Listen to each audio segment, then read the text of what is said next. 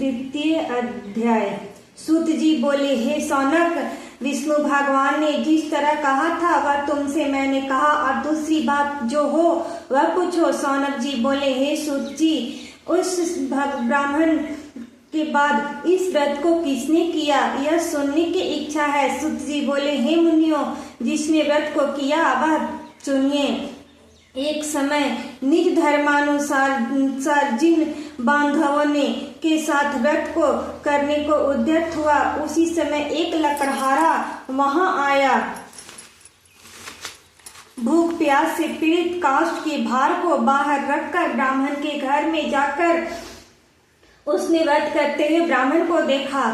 नम्रता से हाथ जोड़कर प्रणाम कर बोला, आप क्या कर रहे हैं, इसके करने से क्या फल मिलता है, वह विस्तार पूर्वक कहिए। ब्राह्मण बोला, मनोरथ को देने वाला, दुख और शोक का नाश करने वाला तथा सिद्धि को देने वाला यह श्री सत्यनारायण का व्रत है, जिसके प्रसाद से यह धन धान्य प्राप्त हुआ है। यह सुनकर लकड़हारा प्रसन्न हो प्रसाद को खाकर वह जल पीकर वह भगवान श्री सत्यनारायण का ध्यान करता हुआ अपने नगर को चल गया।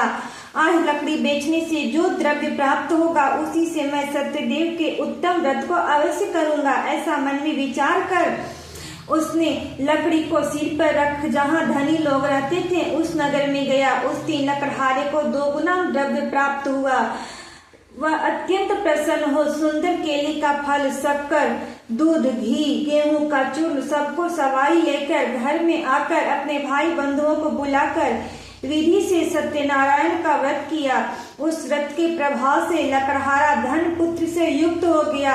इस लोक में सुख भोग कर अंत में सत्यलोक को चला गया। हे मुनिगण, मैं और कथा कहता हूँ, उसको सुनिए। प्रेम से बोलो श्री सत्यनारायण भगवान की जय। तीसरी स्कंद पुराणे रेवा खंडे श्री सत्यनारायण व्रत कथ्याम तृतीय अध्याय समाप्त।